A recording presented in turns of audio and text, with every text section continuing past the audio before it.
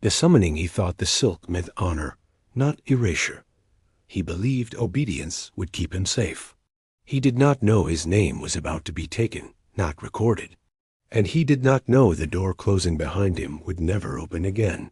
At 19, he had been told he was chosen for service, a phrase polished enough to hide its meaning. He was bathed by strangers who never met his eyes, dressed in silk that did not belong to him, instructed on how to walk, how to lower his gaze, how to breathe without sound. Every movement was corrected, not for etiquette, but for compliance. The palace corridor swallowed his footsteps, its walls absorbing fear the way stone absorbs cold. No one explained where he was going, because explanation implies choice, and choice had already been removed. The palace of the Tang Dynasty was not simply a residence. It was a system built to sort human beings into use and silence. Officials memorized ritual. Concubines memorized waiting. Servants memorized invisibility. And now, young men like him were learning something new. How easily a life could be reassigned. His name was taken by a clerk who did not write it down.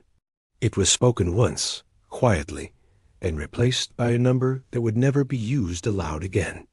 Behind a screen, there was breathing. Soft, controlled, patient. It was not the sound of desire. It was the sound of authority.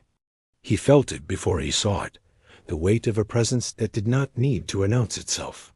This was not an audience with an emperor. This was access being measured, assessed, and absorbed. He understood then that this night was not about pleasure. It was about proximity to power, and proximity was the most dangerous position in the empire. The woman behind the curtain was not a rumor or a scandal invented by enemies. She was policy made flesh. Her name was Wu Zetian, and by the time he entered that room, she no longer needed the throne to command obedience. She had already inverted the system that once consumed her. What emperors before her had done openly, she now did with precision, secrecy, and consequence. History often begins her story at the moment she takes power, but the truth is colder. It begins earlier, with a girl born into a world that did not bend for women, who was not raised for rule. She was trained, like all others, for survival. As a teenager sent into the palace as a secondary concubine, she learned the mechanics of power by watching who spoke and who vanished. Silence taught her more than favor ever could. When the emperor died and she was sent away to a convent, the court assumed she was erased. They mistook withdrawal for weakness. Her return was not luck. It was calculation. When she re-entered the palace and rose again, she did not merely replace rivals. She studied the architecture of control itself. When illness silenced the emperor beside her, she spoke in his place. When scholars objected, she promoted talent over blood. When tradition resisted, she reframed tradition as law. And when she finally claimed the throne outright, she understood that power needed more than decrees. It needed information before it became rebellion. That was when the private chambers became political space. The men selected were not chosen for strength or pedigree. They were chosen for youth, beauty, intelligence, and the ability to disappear without consequence. They were trained to listen without reacting, to observe without recording, to exist without belonging. To be close to Wu Zetian was to live inside a test that never ended. The boy in silk did not know this history. He only knew the air felt heavier as he stepped forward, and that the screen between them did not move. He did not yet understand that once chosen, there was no leaving, only replacement. And as he knelt, hearing the quiet breath behind the curtain steady and unchanging, he realized too late that the greatest danger was not punishment, but favor. Because in this palace, those who were seen most clearly were the first to disappear. The girl who learned to watch before she ruled men, she learned how to endure being owned. Before she commanded silence, she survived it. And before history named her a monster, it taught her how power really works. Wu was 14 when the palace gates closed behind her for the first time, old enough to understand fear and young enough to be ignored. She entered as one of many secondary concubines, interchangeable lives wrapped in ceremony, each trained to wait without expectation. The court called it honor, but honor did not choose, did not speak, did not leave. Inside the palace, time stretched unnaturally. Days were measured not by events, but by absences. Who had been summoned? Who had not returned? Who was no longer mentioned? Wu was rarely noticed, and that invisibility became her shield. While others chased favor, she watched patterns. She learned how a glance could elevate or destroy, how a servant's whisper carried more weight than a general's report, how silence was used not to preserve peace, but to erase witnesses. She memorized faces, habits, alliances. She did not compete, she observed. The palace rewarded beauty briefly, but it rewarded understanding forever. When Emperor Taizong died, tradition moved quickly. Concubines were not meant to outlive their usefulness. Wu was sent to a Buddhist convent, a polite burial for women the court no longer required.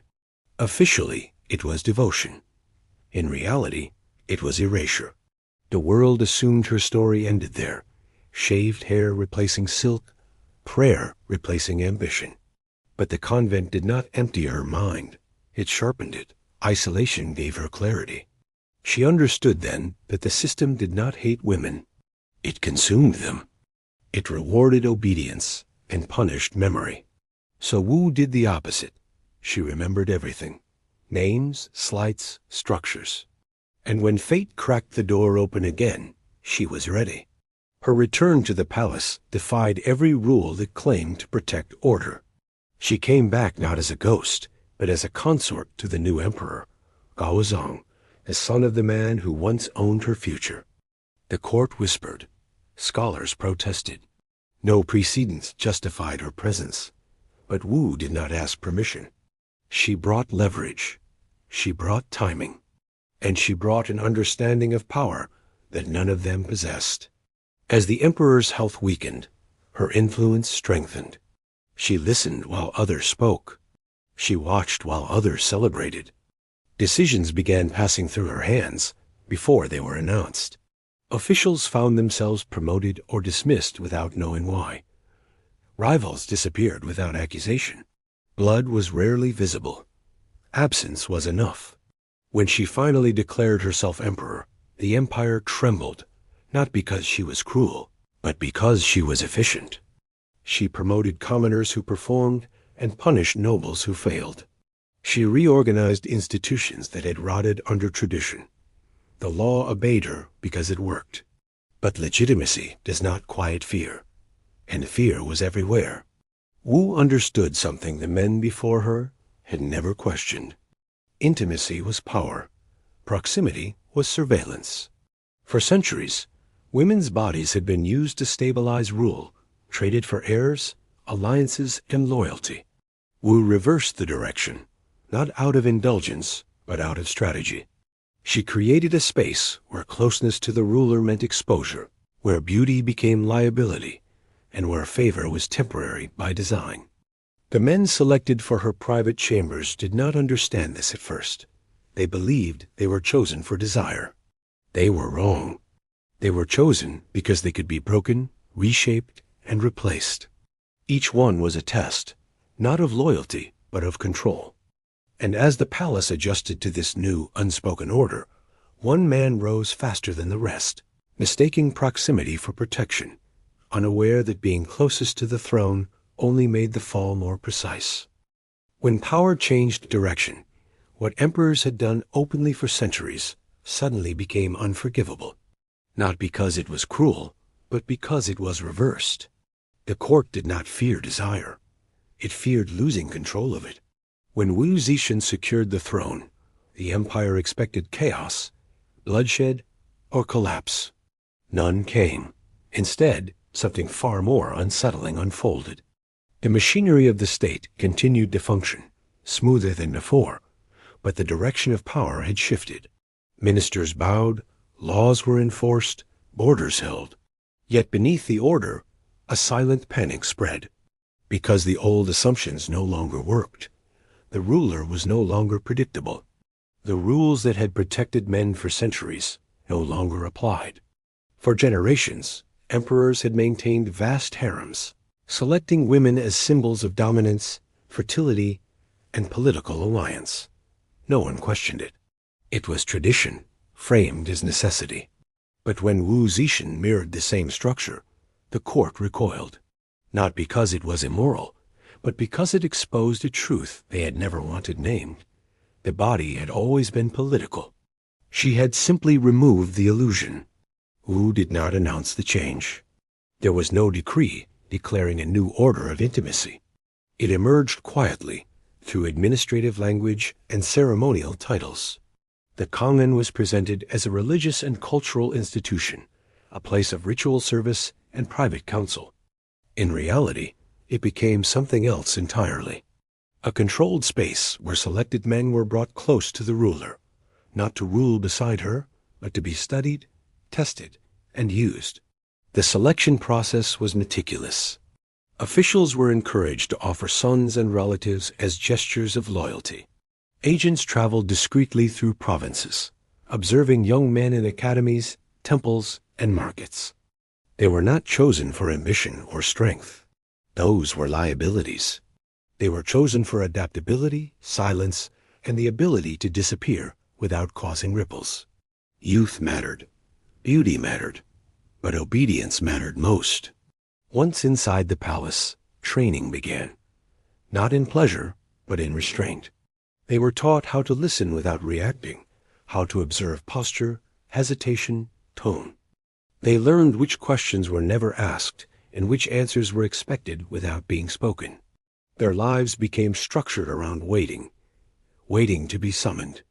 Waiting to be dismissed. Waiting to be forgotten. To the outside world, they were rumored lovers. Inside the palace, they were instruments. Wu Zetian understood that proximity revealed more than interrogation ever could. Men spoke freely when they believed themselves favored. Secrets surfaced in moments of vulnerability. Alliances were exposed through careless words whispered too close to the throne. The Kangen became the empire's nervous system, transmitting information long before rebellion could take shape. Among them, one man rose faster than anyone anticipated. Feng Shoubao, later renamed Huai, came from obscurity, lacking lineage or formal education. His rise was sudden and absolute. To legitimize his presence, he was ordained as a Buddhist monk, a transformation that masked ambition with sanctity. He built temples, commanded resources, and spoke with authority, borrowed directly from the throne. Officials bowed to him not because he was feared, but because he was close. Huai mistook access for immunity. He humiliated monks, insulted ministers, and displayed power openly, forgetting the lesson Wu had learned as a girl. Visibility invites correction. His confidence grew louder, his behavior more reckless. The court watched in silence, unsure whether he was untouchable or already condemned. The moment he crossed the line was not political. It was personal. A dispute with Wu Zetian escalated beyond repair, and in a fit of rage, Huai ordered the burning of the Hall of Light, a structure that symbolized her authority and divine mandate. Flames consumed wood and stone, but what truly burned was his protection. The response was swift and invisible. Huai vanished. No trial, no announcement. His death was reported quietly, his body disposed of without ceremony, his name erased from records as if he had never existed. The court understood the message immediately. Favor was not safety. It was a test. And as the ashes settled, another figure entered the chambers, quieter, more cautious, and far more dangerous because he did not seek power at all. The favorite who burned too bright, he was not born powerful. He was not trained to rule. He was simply close enough to mistake access for immunity. And closeness, in this palace, was a death sentence. The man history remembers, as Huai did not arrive with ceremony. He entered quietly, almost accidentally, pulled from obscurity because someone noticed how easily he listened. His original name barely mattered. Names were temporary inside the palace. What mattered was how well a man could adapt to silence. He was young, unconnected, and unremarkable enough to be reshaped. That made him useful. That made him dangerous. His rise was sudden, and that was the first mistake. To legitimize his presence near the throne, he was ordained as a Buddhist monk, draped in sanctity to hide proximity. Robes replaced silk. Titles replaced anonymity. The court watched carefully as doors opened for him that had remained sealed for generations.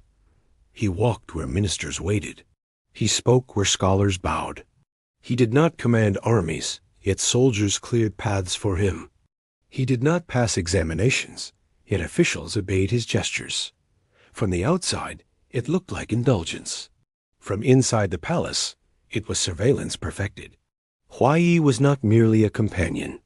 He was an extension of the ruler's will, placed deliberately among those who believed themselves untouchable. Ministers relaxed around him. Secrets slipped.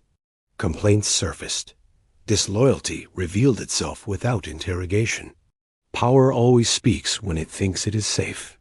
But power also intoxicates those closest to it. Huai began to believe the whispers.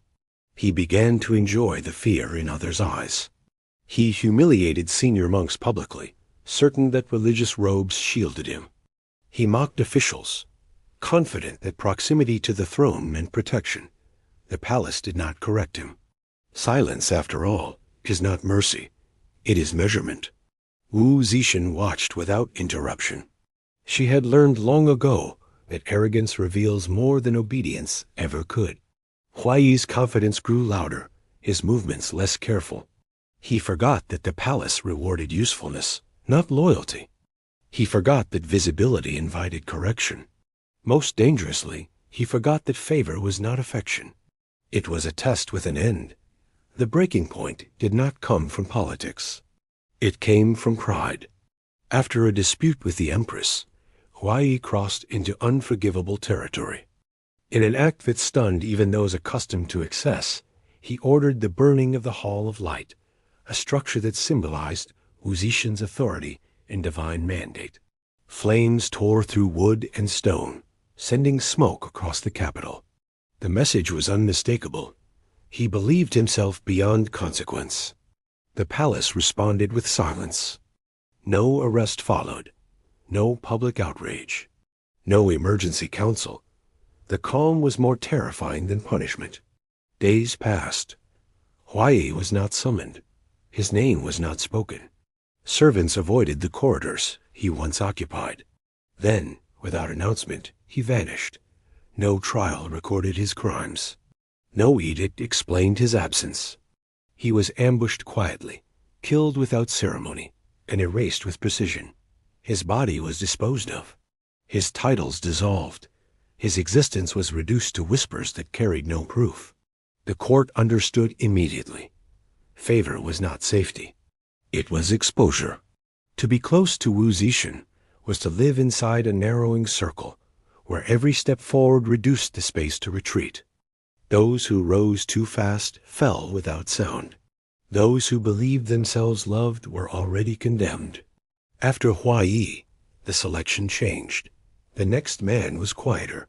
He did not seek titles. He did not insult officials. He did not test boundaries. He understood the lesson Huai never learned. Survival depended not on dominance, but on restraint. The palace adjusted, and the system refined itself. And somewhere deep within the private chambers, another figure entered the shadows, not to rule, not to rebel, but to endure unaware that endurance itself was the final test, and that even silence had a limit. The man who survived by disappearing, he did not arrive with ambition. He did not ask for favor. He did not rise. And that was precisely why he lasted. After Huai vanished, the palace changed its breathing. Corridors felt narrower. Servants spoke less. Ministers recalculated every word before it left their mouths. The lesson had been delivered without explanation, and everyone understood it clearly. Proximity to the throne was not reward. It was exposure. Wu Zetian did not need another spectacle. She needed refinement. The next man chosen was everything Huai was not. Shen Nanshu entered the chambers without ceremony, without noise, and without history that could be traced easily. Some said he had been a musician. Others claimed a physician. A few believed he was a poet. The truth mattered less than the fact that he never corrected their rumors. Ambiguity became his shield. He did not seek titles. He did not demand privileges. When others spoke, he listened. When others displayed fear, he absorbed it. His presence was so quiet that officials forgot he was there, and forgetting is when people reveal the most. Shen Nanshu understood what survival required inside this system. Visibility killed. Silence prolonged. Wu Zetian noticed immediately. Not because he impressed her, but because he did not. He did not confuse access with importance. He never assumed safety. When summoned, he arrived. When dismissed, he vanished. He asked no questions, yet heard everything. The palace rewarded him not with authority, but with continuity. Around him, the Kongan evolved. The men were no longer allowed to grow arrogant. Training intensified. They were taught restraint over indulgence, observation over reaction. Their lives were regulated to the smallest detail. Where they walked, what they heard, how long they remained in a room. Intimacy was no longer even rumored. The illusion of pleasure faded. What remained was function. Shen Nanshu became a constant. He moved between chambers unnoticed, carrying fragments of conversations that never appeared in records. He learned how ministers betrayed one another in whispers, how loyalty fractured under pressure, how fear reshaped belief. Wu Zetian did not interrogate him. She did not need to. Information reached her naturally, as breath reaches the lungs. The court, however, grew uneasy. A man who did not rise could not be measured. A man who did not fall could not be warned. Shen Nanshu inspired a different kind of fear. Not the loud kind Huai had provoked, but a quiet one, the kind that spreads through uncertainty. Officials wondered what he knew. They wondered what he had already said. They wondered whether silence itself had become a weapon. Yet Shen Nanshu was not safe. No one inside the palace was. He understood that survival depended on balance, and balance was temporary. Wu Zetian's system did not value individuals. It valued results. Endurance was not loyalty. It was usefulness sustained over time. As years passed, opposition to Wu Zetian hardened beyond the palace walls. Confucian scholars sharpened their arguments. Princes calculated succession. The idea of a woman emperor remained intolerable to many, no matter how effective her rule. And as pressure mounted, the private chambers grew more dangerous, not less. Information became heavier. Secrets became lethal. Shen Nanshu felt the shift before it was spoken. Summons became shorter. Silences grew longer. The air inside the chambers tightened. He realized then that the system was entering its final phase. When power feels threatened, it stops refining and starts cutting. He prepared for disappearance the only way one could in the palace, by leaving nothing behind. Because when the empire finally moved against Wu Zetian, it would not strike the throne first. It would strike the shadows closest to it. The mirror history buried, they did not destroy the system. They erased the witnesses. Then they rewrote the story, and called the truth a scandal. When the end came, it did not arrive as a collapse. Empires rarely fall that way. It came as correction. Wu Zetian was old, her grip on the throne still firm, but surrounded by men who had waited their entire lives for time to do what rebellion could not. Ministers spoke carefully. Princes smiled too often. Loyalty remained, but belief had thinned. The empire obeyed her authority while preparing for her absence. Inside the palace, the private chambers grew quieter. Summons slowed. The Kongan no longer expanded. It contracted. Men were dismissed without explanation. reassigned to monasteries, distant provinces, or simply erased from records. No accusations were issued because accusations leave evidence. Silence was cleaner. Shen Nanshu understood before anyone else that survival no longer depended on restraint. It depended on disappearance. He reduced his presence until it barely registered. He avoided corridors once familiar. He left rooms before conversations ended. He became forgettable by design.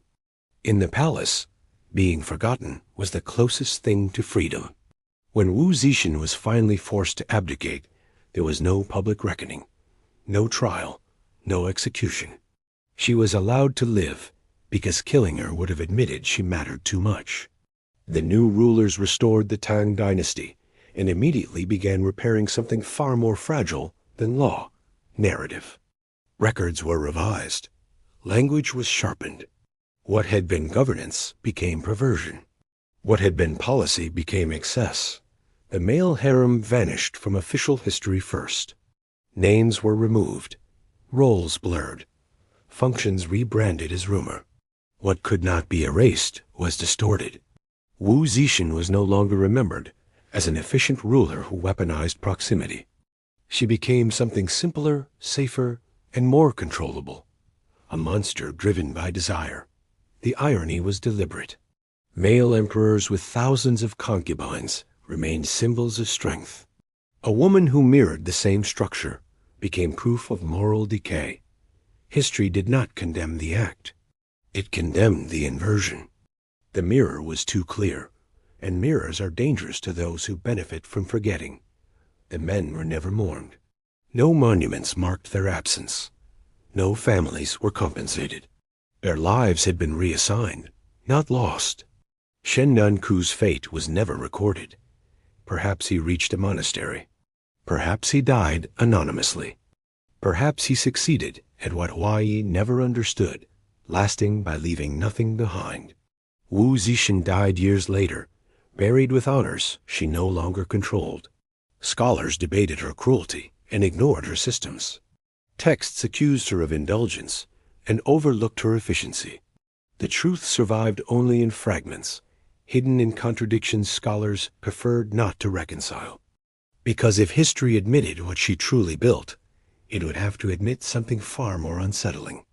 That power had never been moral. That bodies had always been political.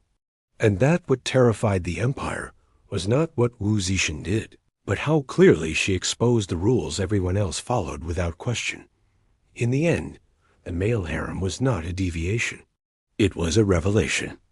And like all revelations that threaten the foundation of belief, it was buried, mislabeled, and turned into a warning instead of a lesson. Not because it was false, but because it was too honest.